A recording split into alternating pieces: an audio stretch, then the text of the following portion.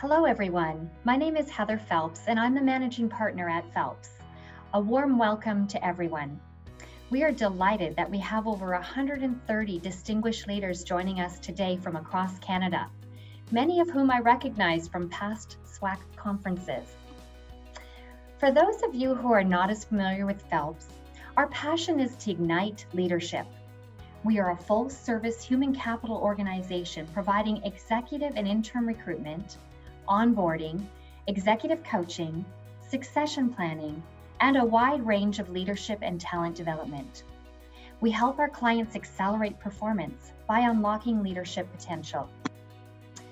We'd like to take a moment to thank the members of SWAAC, the Senior Women Academic Administrators of Canada, for partnering with us today to bring this new program, Emergence Leadership, Pausing, Planning, and Preparing for 2021. SWAAC was founded in 1987 to provide a forum and a collective voice for women in senior administrative ranks in Canadian universities, colleges, and technical institutes. Please join me in welcoming Donna Kotstopoulos from Huron University College and Rosalind Figov of the University of Toronto to bring greetings. I'm turning it over to both you, Donna and Rosalind. Thank you, Heather. Good afternoon, everyone. My name is Donna Kotstopoulos, and I'm honored to serve as Secretary General for Senior Women Academic Administrators of Canada, and I'm here joined with my colleague, Rosalind Figov. We're so pleased today to welcome so many post-secondary leaders from Canada. I wanted to begin by acknowledging that I'm joining today from the traditional lands and ancestral territories of the Anishinaabe, Attawandaron, Haudenosaunee, Lenni Lenape, and otherwise known as London, Ontario. As Heather mentioned, Senior Women Academic Administrators of Canada was founded in 1987, and our primary purpose is the promotion and support of female leadership in Canadian universities, colleges, Indigenous and technical institutes. And we do this in a variety of ways. One example is the professional development opportunities that we offer, such as this webinar. But we have other really important programs to support women leaders and upcoming leaders. We have a mentorship program. We have recognition awards. We offer substantial networking and efforts through our conferences and through other opportunities to connect. Most importantly, we are making significant strides towards advancing equity, diversity, and inclusion in our organizations, primarily through the most recent initiative, which is the SWAAC Equity Framework. And this equity framework challenges all institutions to become partners with SWAAC in advancing the most marginalized people in their communities. We are joined here with many members of our community, but I would also encourage those who are not members to visit our website and consider joining. SWAAC is tremendously pleased to partner with Phelps today to offer this webinar on emergence leadership featuring Dr. Jill Birch. This topic is highly relevant given the complexities that we are each facing related to COVID and also related to EDI issues. So I'll invite Heather to provide some further comments on the webinar that you're about to attend.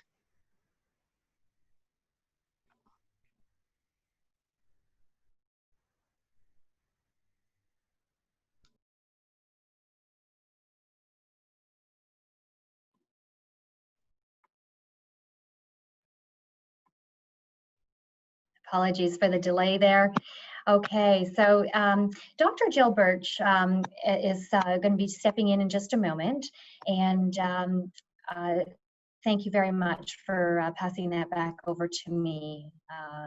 Just checking here. So today's program came about as a result of research and in-depth conversations with leaders across Canada conducted by Dr. Jill Birch, National Director of Leadership and Strategy with Phelps and founder and CEO of Birch Growth, Inc. Jill wanted to gain a better understanding of how leaders were currently grappling with the pandemic, and more importantly, how they were preparing for 2021 and beyond. As a result of this work, she's created a guidebook that participants of today's webinar will receive that outlines the key questions we believe leaders will want to ask themselves as they look out ahead to prepare for 2021. We'll be doing some polling during today's talk to help support our community of learning here at Phelps. Sharing our insights and concerns will be vital in the days ahead, as we know that it's going to take the collective strength of us all to see this through. And that is why it's so important for us to take this moment now to share experiences and learn from each other. We invite you to post your questions in the question box, as we'll have some time after the presentation today to open things up for further conversation. This webinar will be recorded and available to participants, and we encourage you to share it with members of your team as we begin to make your plans to prepare for the year ahead. And now let me turn it back over to Donna and Roslyn, who will introduce our speaker today. Thank you, Heather. Dr. Jill Birch is a leadership advisor, author, and researcher. In 2016, she founded Birch Grove, Inc., where she helped organizations develop individual leaders in teams and supports human resource partners to realize their strategic imperatives. She supports Phelps as the National Director of Leadership and Strategy. She has been CEO and member of several C-suites in the not-for-profit and for-profit sectors, and worked for Knightsbridge Human Capital Solutions and the Schulich School of Business, where she launched their in-company leadership practices. Jill has worked extensively to build employee retention strategies in complex organizations, ranging from American Express to designing over 300 creative competencies for Digital Industries Singapore. Jill has deep experience working with educational institutions such as York University, OCAD, and Sheridan College. She's held senior leadership roles with some of Canada's most prestigious not-for-profit organizations in retail, broadcasting, publishing, and marketing. She has spoken to thousands of leaders around the world. Her presentations reflect the human capital concerns we have today to achieve organizational goals through employee engagement, development of innovative strategies, and the creation of the right metrics to measure success. Jill holds a doctorate from Griffith University in Australia, where she studied relational leadership, and a master's from OISE UT, where she researched how CEOs learn to lead and how they learn to learn. She is also a certified association executive. It's really my pleasure now to welcome Dr. Jill Birch.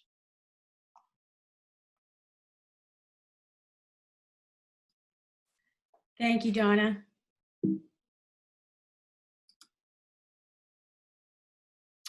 Remember the good old days of January 2020, when bubbles were something that you found in a glass of champagne, when a mask was something you wore at Halloween, when social distancing was something you did to get some space between you and your crazy uncle at Thanksgiving, or when Netflix was something that was a rare treat, something that you maybe jammed in for 20 minutes, maybe during the weekdays, or maybe you saw one of your shows on the weekend. All of that, all of those dreams that we had in 2020, it was going to be our year. We were going to go down a clothing size, visit our parents more, maybe do some volunteering, get out to the theater. This was going to be our year, brand new decade all ahead of us. And what happened? We hit a wall. The COVID wall. And for those of us who are now grappling with what the future looks like and the kinds of leadership that we need to exercise, this is a moment for us to step back and reflect on where we've been, where we are right now, and where we need to go. Suddenly, all our plans have gone amiss. Some of us have actually gone up a clothing size because of all the crazy sourdough bread that we've been baking. Our Pilates classes interfered with our children's tutoring. And for some of us, as I've talked to friends and colleagues, they forgot grade 3 math and how to divide fractions, and so Google 911 became their new friend. All of these things have impacted the kinds of ways that we are living, thinking, connecting, and ways that we need to now adjust as we think about what this new year looks like. Take a look at this collage in front of you that I've assembled. And don't you feel a little bit sheepish that so many things have happened in 2020 and now they seem a bit of a blur? If you recall, at the beginning of January, parts of Canada were actually paralyzed because of protests against pipelines. We saw that Trump was acquitted. Weinstein got locked up. The tragic accident of Kobe and Gigi dying in that helicopter crash, the tragedy of the Ukraine plane being down. And you may say to yourself, wow, can't believe that that happened this year. And that's just January. And then George Floyd was murdered. And on June 4th, the day of George Floyd's funeral, the world was asked to stop and pause for 8 minutes and 46 seconds to reflect on what had happened and the kinds of issues that now were becoming to the fore.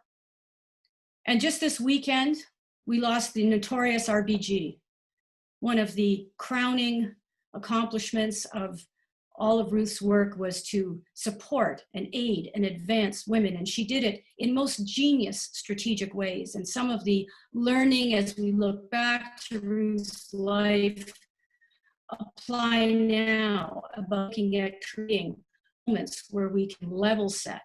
And as leaders, these are the kinds of things and practices that we want to start thinking about. And do you remember the beginning when you had your first couple of Zoom meetings, how fun and exciting it was? You got to see other people's homes, their cats, their kids. You could kvetch about their terrible backgrounds and why did they choose that. And at the beginning, it was kind of fun, wasn't it? It was a moment of connection. We were all in isolation. Suddenly we could see our colleagues. We could wave to them and say, hi, how are you doing? We could look in their eyes as best as we could. And then of course, the next thing that hit us was another different kind of wall. And it was the 90-day COVID wall. Do you remember the excitement that you had at the beginning, that you were going to embrace these new technologies, you were learning as fast as your feet could fly and as your brain could think?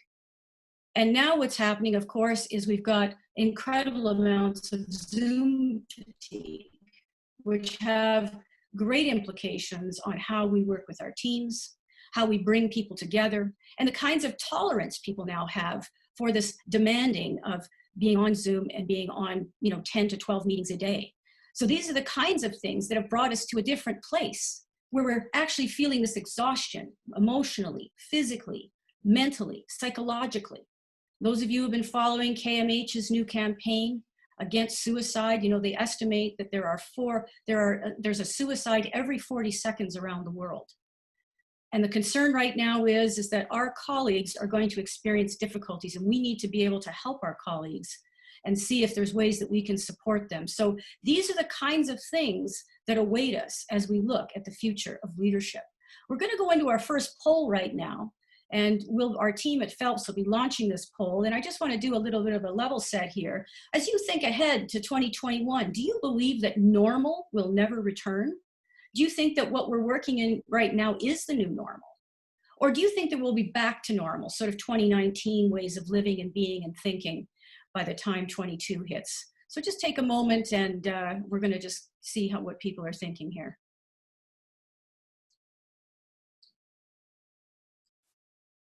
Okay, we're going to give another 3 seconds to close out. 3, 2, 1. All right, so it's interesting, isn't it? As we look at the votes, we have a consensus that normal will never return. Only 30% think that what we're working in now is the new normal. And the question that I ask leaders when I pose this question is very deliberate, is we need to define what this kind of work is. What is normal now? And so it's easy for us to all say that, this new normal is here and it's quite trite now. Everybody's saying, oh, it's the new normal, and we hear it over and over again. The challenge is, as leaders, we need to define what that normal now is. We need to build consensus amongst our team members, amongst administration, to define what is this normal. Because if we don't pay attention to these kinds of things, they come back to haunt us.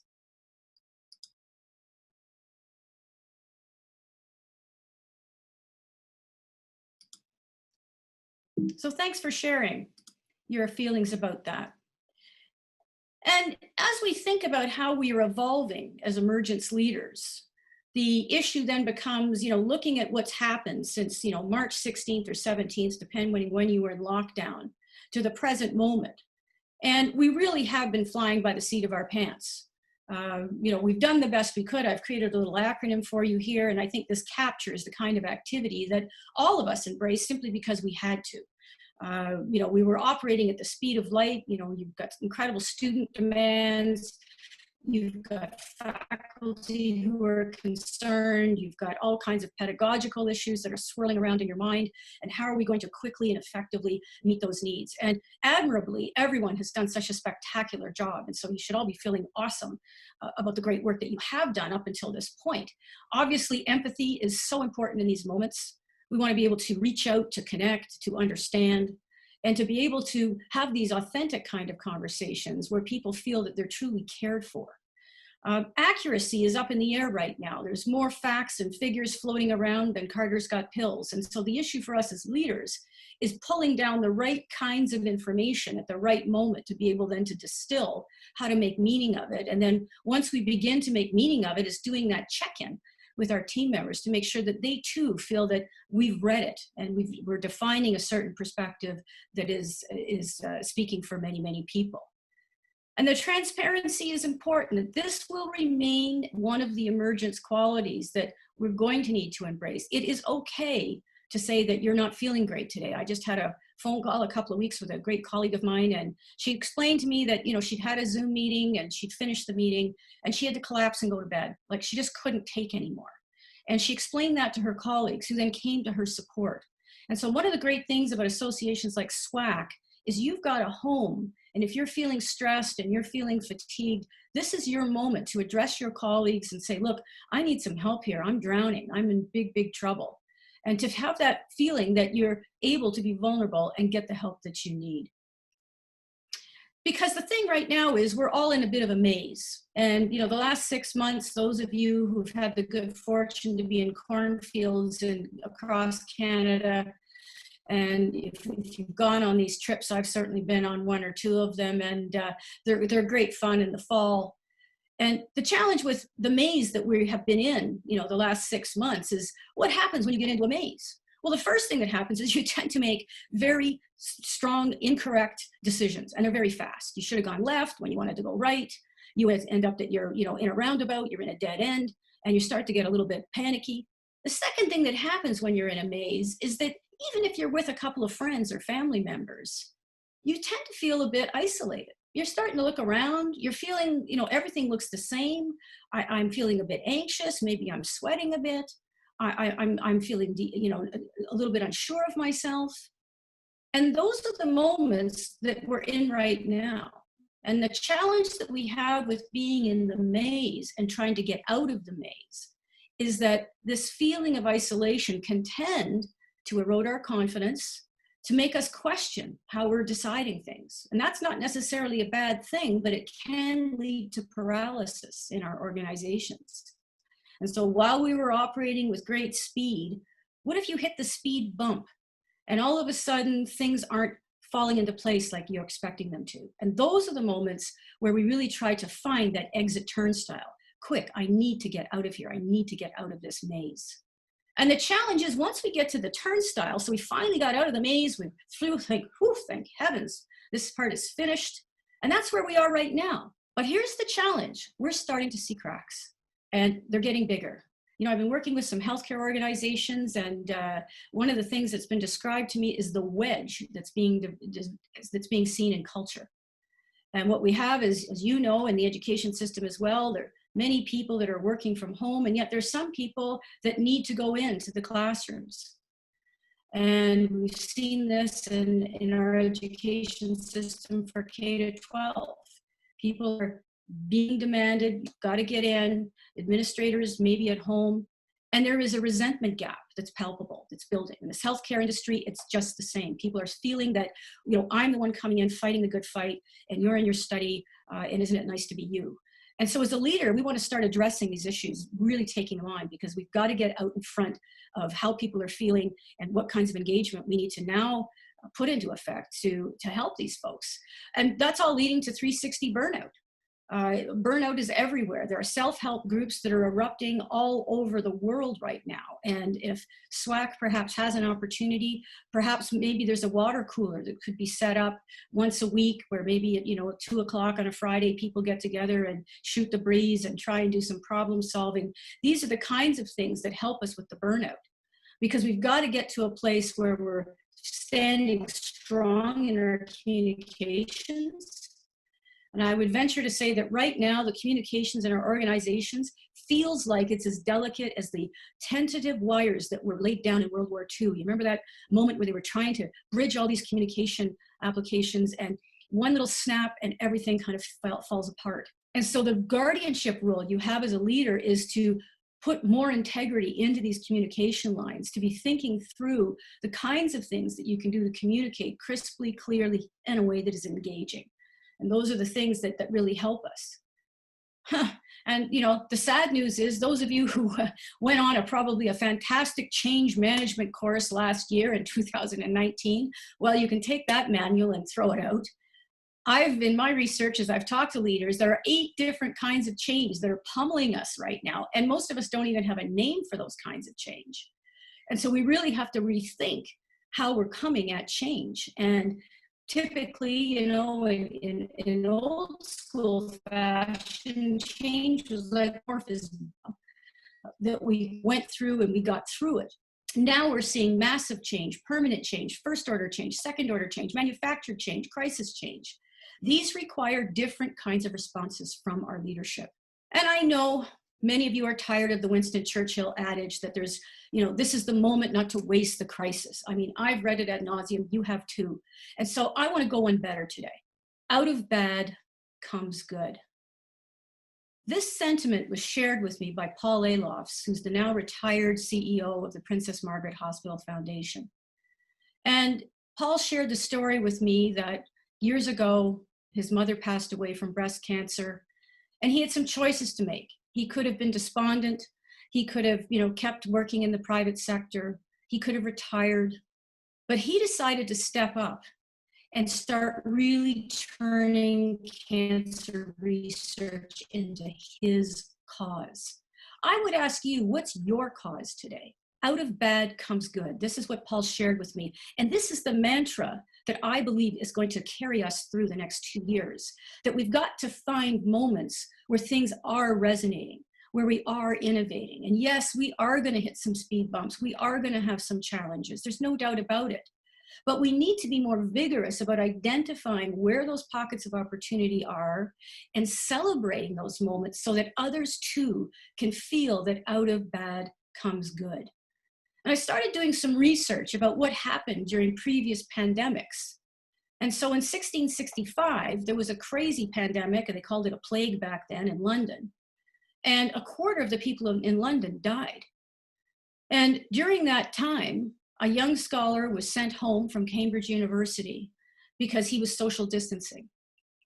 And there's a legend that says that one day this scholar was bonked on the head by an apple. Of course, it's Isaac Newton.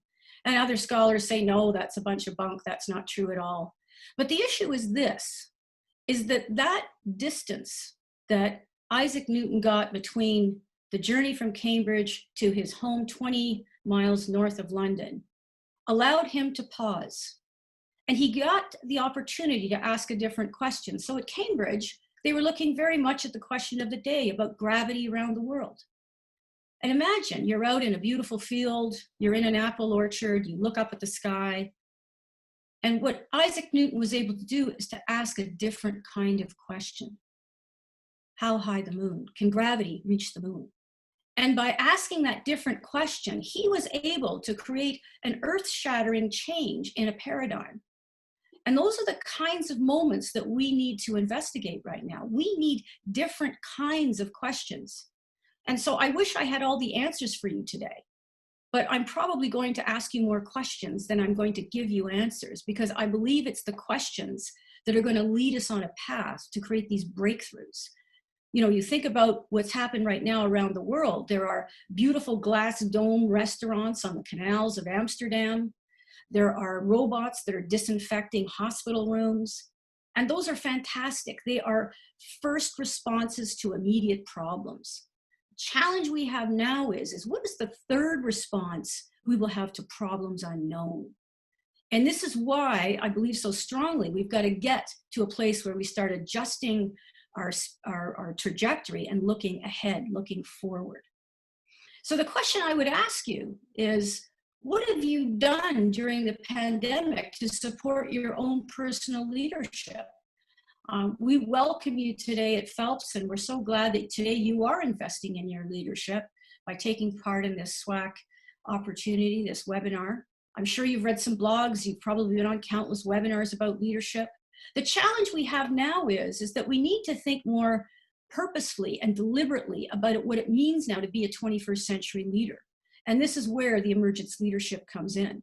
Now, as I was preparing for this talk today, I certainly saw that one of the things that we want to focus on in terms of being able to frame questions is scenarios. And so as we think about developing ourselves as leaders, we're going to have to become scenario masters. There's a great study that Deloitte just released a couple of months ago. For those of you who've had a chance to see it, it may be familiar. But I thought it was quite fascinating just in terms of how they came up with the scenarios. And I would challenge you to say, from a SWAAC perspective and from an institution perspective, what kinds of scenarios are your leadership teams devising?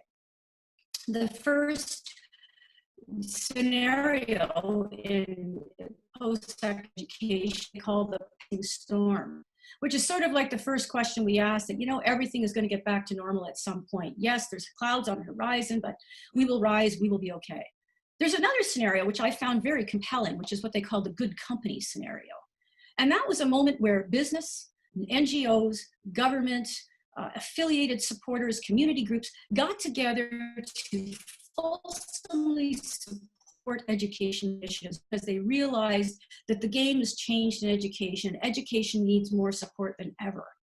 And so to begin that scenario, you have to kind of do many steps back to think about what would have to happen at our organization in order to begin to build that fellowship, that community, the collegiality amongst all those stakeholder groups to create that moment of support that drives us forward. Another scenario is the sunrise in the east. And this is the one that we're a little bit concerned about, I think, as educators, of the rise of China. And there's talk that China will be subsuming many organizations in education, that a few lucky institutions will have great headquarters in China, the rest will be cast aside, that the Chinese will start turning inward and educating on their own. And then there's the lone wolves, the people that are going on their own. And at this time, it's sort of it's the opposite of the good company scenario. These institutions, you know, have a feeling that the timetable and calendaring of education is untenable, and that they will have sort of a guerrilla-like movement to be able to be a disruptor, and will be on their own. And so we may see that occur. And the question from your perspective is, will you become that lone wolf? Is that something your institution would embrace? And if others are doing those kinds of things, what might you do to begin to have a conversation to engage? And of course, we can't not talk about the equity issues in front of us as educators, and people touching the lives of young people who are so deeply concerned about the incredible need for diversity and inclusion and equity around the world. And so as we begin to think about what does that look like now as a leader now, as I head into October, what kinds of things does that mean for me in terms of conversations? And I have to get you ready for it. You're going to have very challenging conversations, because there are many organizations, unfortunately, they're stuck. And, you know, as I've been talking to organizations about EDI, one of the things I've certainly discovered is that it begins with looking out there. You know, people sort of start to have the equity discussion by looking everywhere around them, and they're trying to get a feeling of how are stakeholders interacting, what kinds of things are going on, what are the best practices. Then they begin to look around their organization.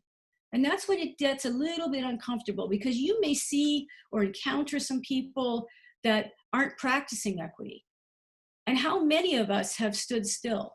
How many of us might not have addressed something a colleague said when we go home that night and we talk to our new puppy that we've just bought, or whatever we come home to that night, and say, you know what, I blew it today. I should have stood up stronger. And then the ultimate place of discomfort for emergence leaders is the look inside. If you're tabling a team meeting and somebody says something, or you're feeling that someone isn't being heard, what have you done to help that person, to address these needs, to bring in people so that everybody has a voice? And as we look at the demands that are going to be put on leaders, there's a few key questions that I'd like us to start to consider as we move into the bigger part of the fall. And the first is, how am I getting ready to facilitate spirited conversations? How are you getting ready to do that? Because that's not something that's going to happen necessarily. There may be some great spontaneous moments that could be called teachable moments where all of a sudden it unfolds and you're able to help people with an epiphany or an aha. But preparation is going to be very vital to have constructive, positive conversations that leave everyone feeling that they're on the right path, that this institution is taking us to the right place. So before any important meeting that you've got coming up, I urge all leaders to think about creating, what are the 3 key messages that you need to get across in that meeting? What are the 3 pairs of bullet points that need to support those messages? What is the channel that you need to use to begin to exercise those messages? And who is the message actually for? I had a call on Friday at 3 o'clock with an organization, and I just decided to phone this person. I thought, I am so zoomed out. And, I made the phone call and I said, hey, it's Jill, and I'm sorry, I hope you're not mad that I didn't Zoom you. And he said, oh my gosh, I'm so thrilled that you called me. So not everything has to be a Zoom. Let me just give you some comfort on that for those of you who are zoomed out. There's nothing wrong with having a spirited conversation by phone to break the monotony of Zoom. Next question I'd like to ask you is, how am I preparing to ensure all voices are heard? This is a tough one because we always have the extroverts. We always have people that are vocal. What happens to the person who's trying to get a point in? How are we recognizing them? How are we encouraging them? And these are things that we need to think ahead of time because we see the patterns of conversation in our meetings. And then how am I planning to navigate issues before I dive into the messy middle? And that's where we are right now. Rosabeth Moss-Canner wrote a great article on the messy middle. And that's exactly where we are. So we're in medias res. We were 6 months into the beginning of the pandemic. Picture yourself in the middle of a tightrope right now, and you've got to get to the other side, and you've got to navigate. So your posture, your demeanor, your preparation, your planning is going to be key to put the next foot in front of the other. And here's the boldest question I want to ask you today. How am I preparing to never go back to be that creature of habit, that leader of habit that I once was? Looking inside of ourselves, we cannot ask others to change. We cannot ask our institutions to change until we change. So those are some questions that as we get into our discussion now, I'd like to just turn the poll back on and just do a little bit of a pulse check. So in the 6 months into the pandemic, what concerns you the most about your work environment? Let's just take a vote here. Not being prepared for the second wave, sustaining trust, less time to collaborate, balancing work at home, financial stability of our organization, or senior leadership not adapting to the times. Now, I was doing this poll a couple of nights ago, and the people in the audience were angry with me because I wouldn't let them pick every one. So try and pick one, because they're all, of course, germane, but we're trying to just get a read on how people are feeling. All right, so let's end this poll in 3, 2, 1. All right, so what do we see right now is that there's a balance. There's a really interesting balance between sustaining trust and balancing work at home. I would say that those are the 2 that have popped to the top, and less time to collaborate, which is a huge concern to leaders. I want to talk a little bit about sustaining trust. And the issue that we're wrestling right now is, back in the day when we were first, working pre-COVID, a lot of times with leadership, trust was earned. People said, I remember working in an educational institution, and the leader who I was reporting to said, you've got to earn my trust. And I worked like a dog to earn that person's trust. My sense right now is that's not an appropriate way to build trust in organizations. We have to grant trust. We have to trust people that they're going to be working very hard. We know there's studies right now that have said that most people are working 2 hours longer a day. I'm just talking to a colleague the other day that was saying, I caught myself because I'm sending emails at 11 o'clock at night, and I get angry that nobody's responding to me. And why am I doing that? And this whole blurring that we have between work and home. And again, as a leader, you want to start setting the table on what are the rules of engagement. around how we're communicating with emails, around when we're scheduling our Zooms.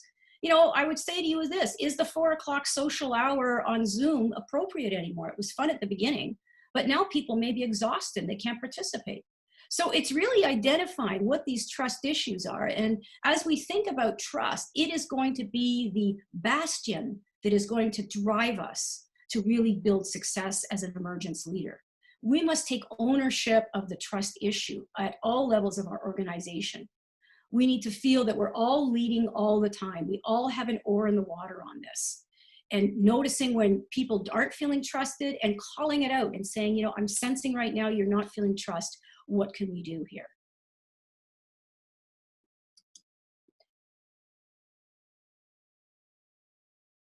And as we begin to put our toe in the tub around pausing, planning, and preparing, I want to share a little bit of a story that I think illustrates the challenges that are ahead for us. And you'll recognize in the photo Dr. Theresa Tam, incredible leader in Canada who's been helping us guide all of our responses to the pandemic. And on the right-hand side of your screen, you'll see the report that Theresa Tam and some co-authors wrote in 2006. And it was about the SARS pandemic. And it was 550 pages long. And you know what? We didn't act on it. 550 pages, and we didn't act on it. Theresa Tam predicted exactly the situation that we're in right now. And we see the problem where the lack of personal protective equipment, we see the backlog in hospitals, the crisis in long-term care, the death tolls that are all around the world. And I'm not pointing fingers at Canada by any stretch, because this is a problem that has happened all over the world where groups and teams and individuals planned. They had lots of great plans about what should happen the next time the pandemic comes. But the issue is the preparedness that's required once the plan is written so that all those buttons and levers can get pushed and pulled to get things out to the people that need them the most, failed us.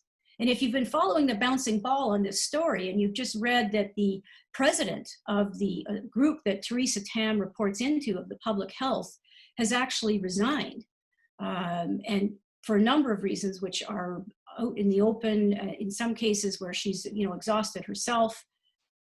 But what was discovered, and there's been some incredible articles written about it, is that they made some decisions in that organization to actually wind down the pandemic watch group. And I didn't realize this, but I was interested to know that Canada, around the world, had one of the finest pandemic advance and warning systems in the world. In May of 2019, for some reason, it was wound down and people were redeployed. They were studying how young people are vaping and things of this nature. It's not to say that this is an important thing. But in winding that down, their eye was off the ball. Then all of a sudden, in January, pandemic is being talked about and they wound them back up. And at that point, the information wasn't getting up. They had decided to appoint a senior manager. And all the reports were going to the senior manager and they were deciding who was going to see what. And if you'll recall, there were 114 countries that had evidence of the COVID-19 and Canada was still on low alert. And the issue I raise here is that we can't let this happen again. This can't happen on our watch. And I've worked in complex organizations, you have too, and all of these problems and patterns that we see, emergence leaders want to begin to snap these patterns where we're bottlenecking information, where we're not looking at the scenarios, where we're not deploying across and creating what they call this whole issue of robust inefficiency. And what do I mean by that? Right now around the world, there are over 100 agencies that are working around the clock trying to develop a vaccine. We know that maybe only 4 or 5 of them is actually going to come up with something that's going to work. And so therefore, we need hundreds of laboratories working on this stuff. And so we want to get elevated to think about this bigger picture, this bigger plane, which Theresa Tam was trying to take us to and is taking us to. But there are some watchouts that we better be careful about. And the way that we embrace those watchouts is by hitting pause. The pace of life is so fast right now, and we have to look at that pace of life and replace it with pausing right now. Because if we don't pause, we don't have room to maneuver, We don't have a place to breathe, to kind of reset, that balance between work and home that we just looked at. We need to be able to find different kinds of ways to look at our situations, to embrace different kinds of perspectives. And pausing allows us to do that. So when you hit pause, it's interesting. On a computer, or if you're listening to your music, you hit the pause button, what happens? Everything, basically stops.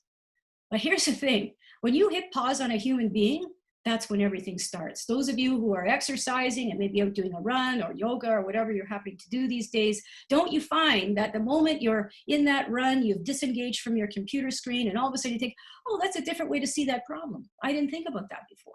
And so all of a sudden, we've got new ways of seeing and being and embodying a different kind of leadership because we pause. And it's hilarious. Jean Chrétien had a great line. He said that, when you paint yourself into a corner, you better be prepared to walk on the paint. And this is a classic Jean Chrétien. And I do think that there's going to be a lot of shoes that are going to be covered with paint in the next 6 months, because we're going to have to just walk things back. We're going to have to reassess, and we're going to have to be not afraid to say, you know what, we got to rethink this. We've taken a pause on it, and maybe it is the right course of action, but I'm seeing some speed bumps. I better look at that. So the pause is really housed within a relational leadership framework. So that's what I've been studying for the last 9 years. The heart and soul of my research is about being more relational. Now, you may say to me, oh, Jill, I'm already nicer to people. I'm already friendlier to people, and I'm thrilled you are. But that's not what relational leadership is about. Relational leadership is a co-emergent, dynamic, co-created process that gets us to a place where we can make decisions that have a multitude of perspectives taken into account. And it does that by giving us speed and accuracy. And so it's very much a deliberate process. There are 7 stepping stones that we take on the relational journey. And we begin by just standing on the shore where we are right now. Pretend you're on the shore of a beautiful lake and you're thinking about your leadership right at this moment. Who am I as a leader? Who do I want to be as a leader? All of that experience is added up to today. And now what we start asking leaders to do is to take that tentative first step onto the stepping stones to begin to think about how they act as leaders, how they know themselves, how they appreciate others, how they teach together, how they nurture culture. We then want to start looking at how do we avoid missteps. Then we want to start thinking about how do we know our world. And in a day when we have manufactured facts and half-truths and sometimes there's a full truth, these are the kinds of things that we have to weigh. When we get to the 7th stepping stone, we guard our future. And this is the aggregative moment when all of that experience takes us to what I call the distant shore, where we emerge as a changed leader. And again, we can't ask people to change. We can't ask our organizations to change unless we make changes ourselves. So let's go to our final pulse check and just take a little bit of a tally here on what your biggest leadership challenge is right now.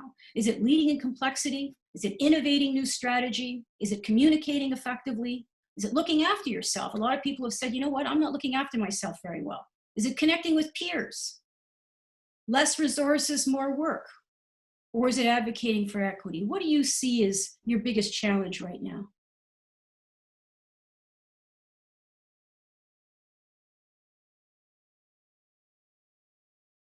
Okay, and let's wind this down in 5, 4, 3, 2, 1.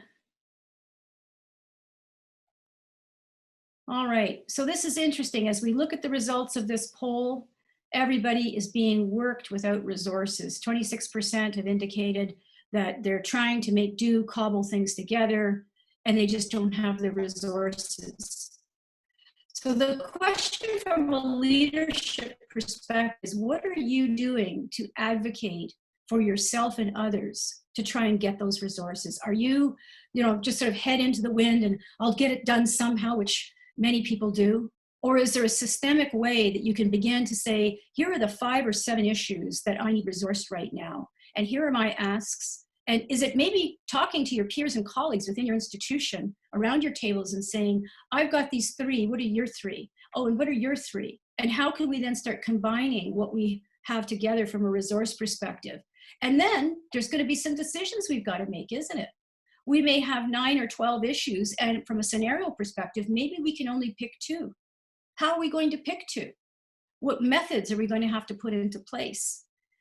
So these are the kinds of things that, you know, we really want to think about as we lead in complexity. We saw 17% are leading in complexity, and this is the cause du jour right now, that everybody is trying to make sense of the complex and the difference between the complex and the complicated.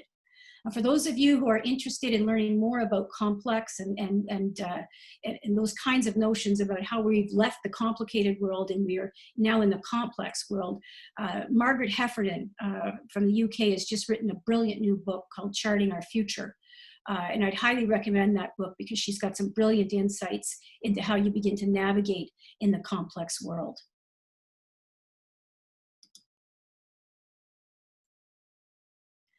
And so as we look at the 7 stepping stones that take us over to a distant shore where we become different kinds of leaders, there's competencies that come out of each of those stepping stones. And they really address each of these issues. You know, when you want to become self-aware, you need to become a boundaryless explorer. That's what's going to help us with our EDI initiatives, is not having fear of being able to be transparent and ask those tough questions. When we look at trying to help others and be more aware and appreciative of others, we need to become responsible advocates for people. And we need to understand what their issues are, how we can help them drive those issues forward. And then as we start to teach together, we need to become tireless activists. And I can't think of a better, finer group that would sort of embody the principles of teaching together than SWAAC. All of these amazing principles, processes, and pedagogies that you have, how can you harness them for yourselves as leaders and for your teams? We talked about the trust issue. And so as we think about nurturing trust, we need to become trust keepers. And we need to think about ways to begin to build the strength, the millennials and the BIPOC and all of the interest groups feel that there's a place for them at our table. We need to master the tightrope. You've got to be a tightrope walker in this messy middle. We've talked a lot about, you know, how do we start to navigate, and there's processes and practices that we can work on to help strengthen that grip that you have as you walk across the tightrope. You want to become a compression expert. There's tons of pieces of coal dust all over your desk, whether you're at your home or in your office, and there are ideas and scenarios and germs and little bits of intel that are coming in. Your role now as an emergent leader is to take that coal dust and compress it and turn it into diamonds. And the institutions that are able to come up with processes and innovation and visualization, you know, I used to work at a few arts organizations, so I'm very moved by the power of visualization and what our ability to show each other rather than telling each other. The power of that is one of the ways that we can develop as emergence leaders. And the last is becoming the pragmatic ally. And as we think about the pragmatic ally, it really is the aggregate of all of the journey we have across 7 step stones. We really begin to have processes, practices, competencies, behaviors that change us along this journey, so that when we get to the far shore, we're at a place now where we are a changed person. And we do that by being a chameleon. We are able to be the leader, the teacher, the friend, the mentor, the coach. All of these things come together to form a different kind of leader. And I was really sad. I was reading a study the other day, and the study stated that when they looked at organizations across North America and they asked them, do you have a friend at work? And most people said no, they did not have a friend at work. Can you imagine that? That, you know, who better to understand your political circumstances, what you're dealing with, your context, your strategy, than a colleague at work? And so one of the things I'd urge is a pretty simple urge is, boy, let's make some friends. I've made some great friends just, you know, from the pandemic. I've had time to reach out to people that I would have never had time to reach out to, and I will call them friends now. And so I think this is the moment for friendship as we think about the way forward. And I'd like to close off and talk about a story that I believe encapsulates relational leadership. It embodies the 7 stepping stones of getting us to a different kind of place. And it's the story of Wes Hall. Those of you may be familiar with Wes. I interviewed him about a month ago for my new book coming out next fall, Hit Pause, Know Better. And as I started talking to Wes, he embodied so much of what I saw that will take us forward. In May of 2020, like everybody, on May 26th, Wes got up for a busy day. He's a big CEO. He works as a leader in a Bay Street firm. He's highly regarded, very well connected. And as Wes looked in the mirror that day, the day after George Floyd was murdered, he experienced what I call flashpoint. What is a flashpoint? A flashpoint is something that affects us when we know that we have to stop and pause, that we need to change, even if we don't know what the outcome will be. We might not even know what's going to happen, but we know we've got to get into action. And that morning, as Wes looked in the mirror, probably preparing for 10 Zoom meetings, he looked hard at himself and the man looking back, and he said, I've got to change. And so he became a boundaryless explorer. He bent back on himself. He had a reflexive pause as he examined who he was as a leader. He said to me, it was always about the money, more money. And at that moment, it was about the social cause. I changed. I had this intrinsic feeling I needed to change. Next, he became a tireless advocate. He started supporting people at work. He started helping people understand about systemic racism, but then he took it a step further. He became an activist, and he wrote an article in the Globe and Mail that appeared June 3rd, and he started addressing systemic racism. He shared with me, he said, Jill, I almost didn't even send that article in. I did send it in, and then I told him to hold on it. I'm not sure I want it published. He was concerned about the blowback that his colleagues might express to him on Bay Street. He was worried. But friends and family allied around Wes, and they said, no, get that article published, Wes, and he did. And the next thing that happened was fellowship began. Emails started coming in, and one of the first emails came from Victor Dodig, CEO of CIBC. And you know what he said to Wes? How can I help? What can I do to help? And out of that began this movement to try and create change. From there, Wes wrote another article, and this is where this photograph is taken from. On June 13th, he talked about his experience. He allowed us to see through his eyes so that we could better appreciate systemic racism. He talked about stories that had happened to him. He lives in a fine home in Rosedale. He talked about being out one day jogging with his wife. He's in a biracial marriage. And his wife was stopped on the street, and she was asked, "Can I please get the name of your trainer?" Let that rest a minute. He talked about tradespeople knocking on his door, and he would open the door and the tradesperson would say, "Go get Mr. Hall," not believing that Wes could live in a home like that. And he talked about the pain that the family experienced when their children came home and were confronted with the N-word.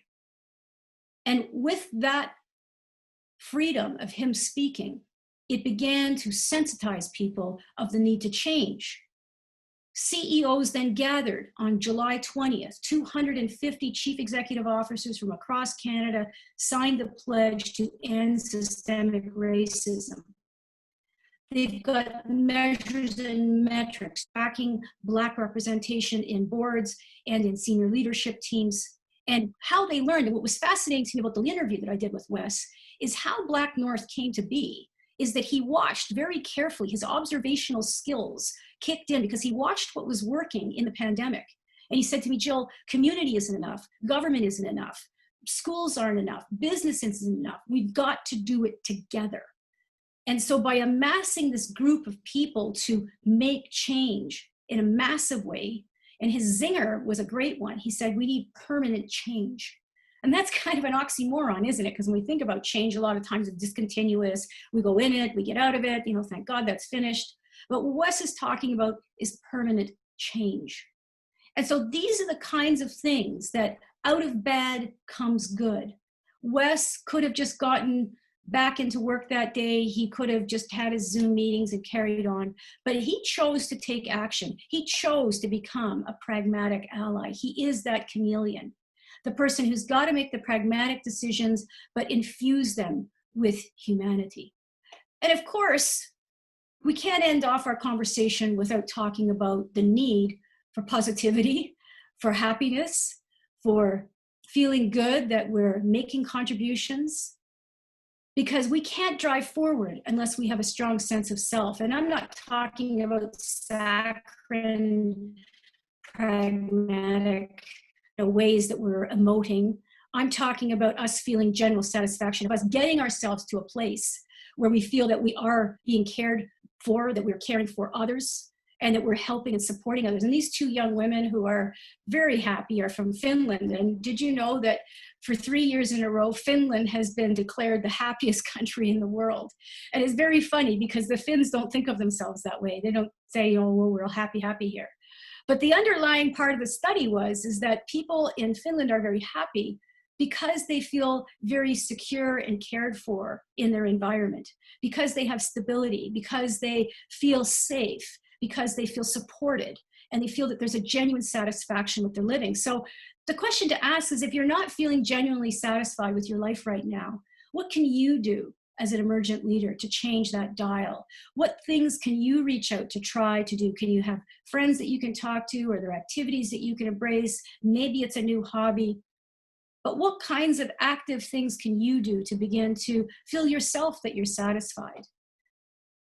I had the pleasure of seeing Senator Murray Sinclair last year. Traveled to Ottawa, where he was with the International Leadership Association. And boy, I admire his work so much, and leave you with a quote that he shared. He was on the stage with Paul Martin talking about reconciliation and the power of positivity. And if anybody can inspire us, I think it's Senator Sinclair, who said, I want to be your friend, and I want you to be mine.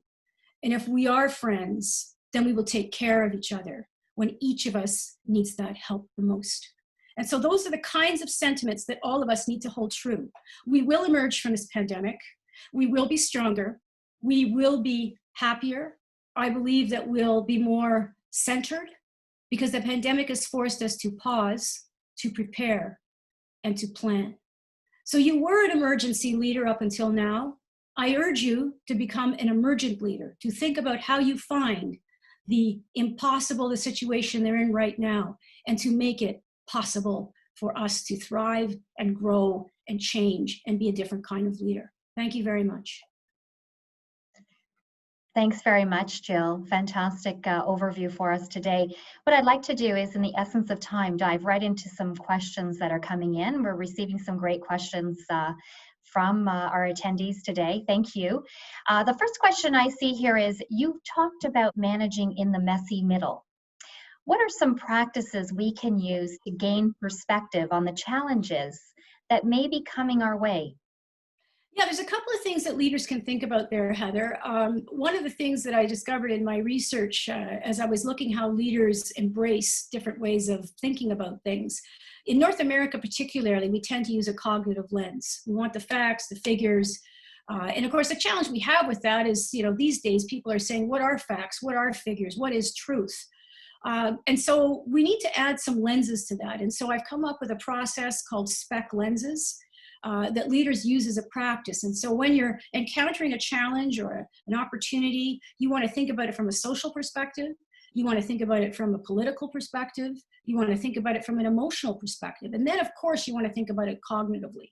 But these are the kinds of things that, we go on autopilot. We're very good at just give me the facts, give me the 5 bullets. And we know that, for example, systemic racism is not going to be solved through a cognitive lens. I'm sure my colleagues would agree with that. We need to have all lenses working together. And it's very much as I use the analogy of a kaleidoscope, that you're continually turning and seeing these different patterns and shapes as we try and make those changes.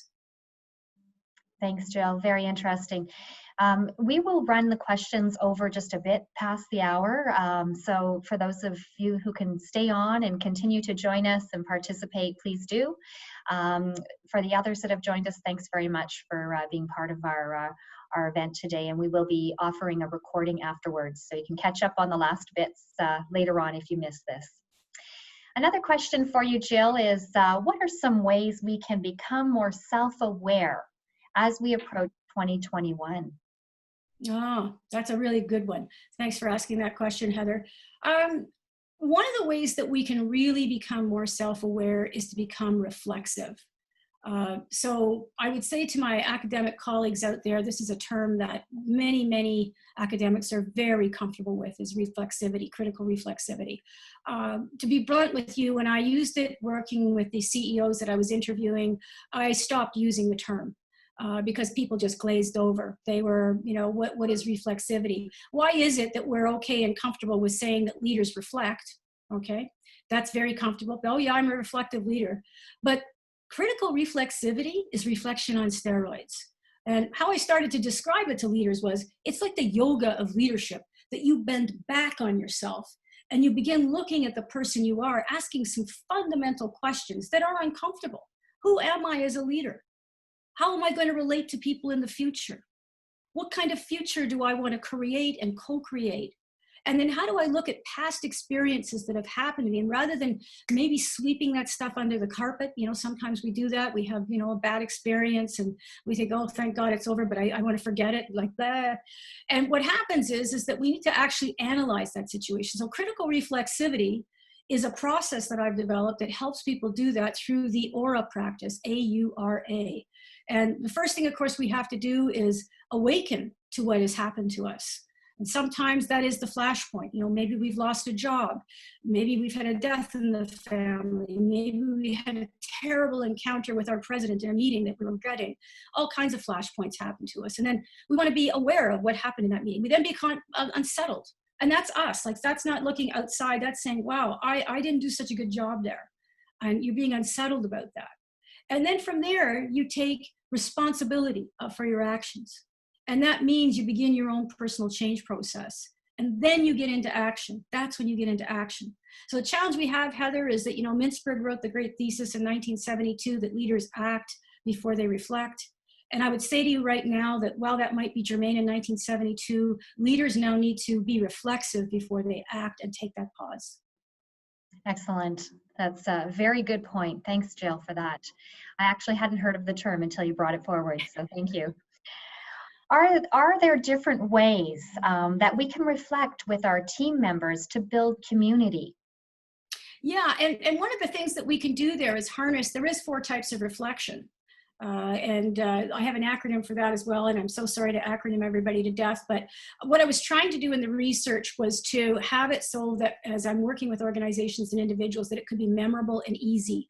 So not something that, oh yeah, what was that one again? So this one is iris, like the flower. And so it talks about, first of all, starting with your team in inquiry. And so part of reflection, one of the 4 types of reflection is inquiry. So think about a big funnel over your head and all of this information is floating around and you're starting to pull it down. And then we start moving into rehearsal. We start to understand, how do we take this information and work out the scenarios? We talked a lot about scenarios today. How do I devise those scenarios?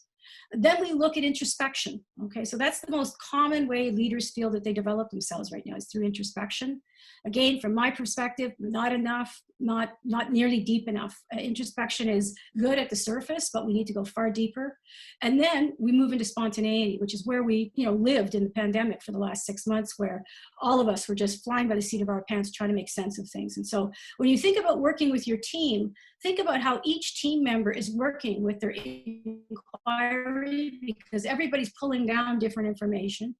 Everybody's thinking about different ways to rehearse those moments. Everybody's thinking about different ways to become, more introspective, and pulling out that information from the leader is key, is a key capability. And then actually, okay, guys, let's do an improv here. We're at the end of our meeting. We talked about creating this change. Let's on the fly try it out and see if it works. And so be spontaneous. Don't lose that, because that's the improvisation that helps us through these things. Jill, I think this next question is a good segue from where you've just left us. It's coming from rainy Vancouver Island, where they say good morning.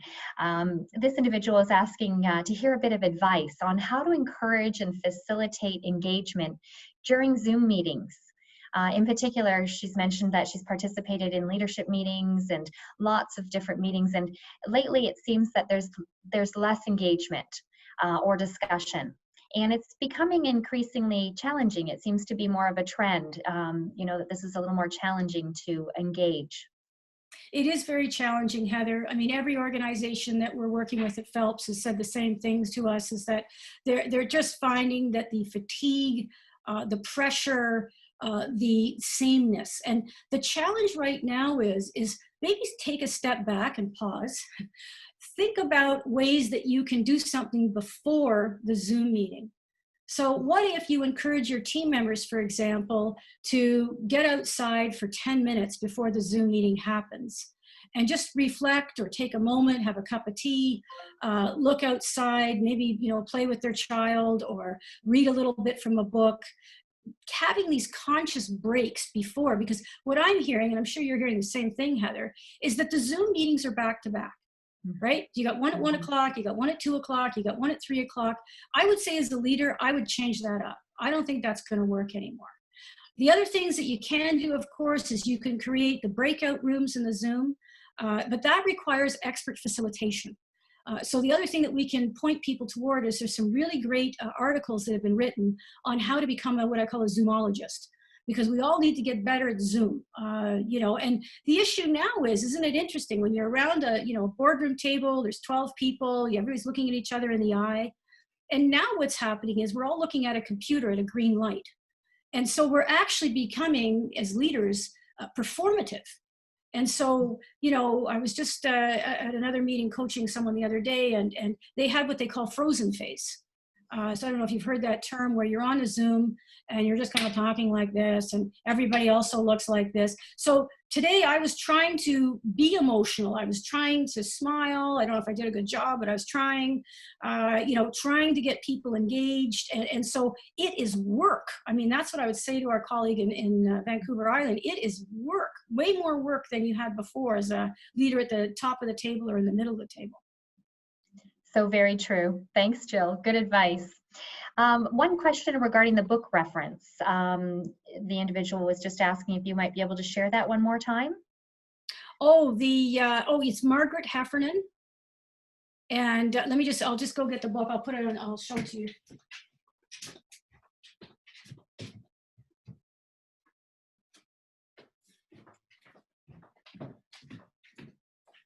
So this is the book here, Margaret Heffernan, and it's called Uncharted. She's a TED speaker. She's a CEO. She's done tons of work with the British Broadcasting. She's from the UK. And really, I would highly recommend reading this book if you're looking for some context around complexity, because she makes the huge distinction between the complicated and the complex. That's kind of the heart of her book. So I think it's very timely for this moment. And we can send that out to people, Heather, on the link. Perfect. Thanks, Jill. And just to let you know, I'm receiving quite a few comments here. I see in the chat room, people are finding this very engaging. You've been very lively. And so big kudos and shout out to just a special thank you for hosting this, Jill. And thanks to everyone who joined us today to talk about Emergence leadership, pausing, planning, and preparing for 2021. As I was listening to your insights and the questions that have been asked, I took away 3 things that I hope will help you as you prepare for our gradual emergence out of this pandemic. The first is a redefinition of what leadership looks like. As Jill shared her insights, it really struck me that every organization should now be reviewing their new strategies with an eye to determining if they have the right leadership capabilities. So identifying any gaps you may have and tune up your competency development to reflect your new implementation plan. The second concept that really struck me was how much more we need to nurture our cultures to be open and welcoming as we emerge from the pandemic. The story of Wes Hall's emergence as a boundary-less explorer and a tireless advocate really inspired me to think about what we can do as individuals and collectively to ignite positive change to end systemic racism. And the third is, I think more than evident to all of us today, it's really a redefinition of agility. If we thought we were moving fast before COVID, it really seems like we haven't seen anything yet.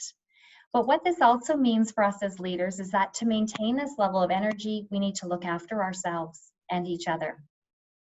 We'll be sending out the link to this presentation for everyone. And if it's useful, please Do pass it on to your colleagues. And thanks again, everyone. Stay safe, stay well, and we look forward to virtually seeing you at our next webinar. Thank you, everyone. I think that you had indicated we were going to stay on for a few extra minutes just in case there was an extra one or two questions. I just wanted to say, to pick up on a point that Jill had made. She asked, what have you done to invest in your own leadership and what can you do? And I think attending this kind of workshop sponsored by Phelps and by SWAAC is an example of what you can do to invest in your own leadership and development. And so just once again, on behalf of SWAAC, we're deeply grateful for this partnership and for your presentation today, Jill. And we would encourage anybody who attended to consider looking at our website and joining SWAAC as something that you can do to advance your leadership as well. So best wishes to all of you and our sincere thanks. Well, you're doing great work, Donna. To you and your team, I think you're doing awesome works, and I know you need a lot of support. Thank you so much. You're going to get it from your members. Thank you so much.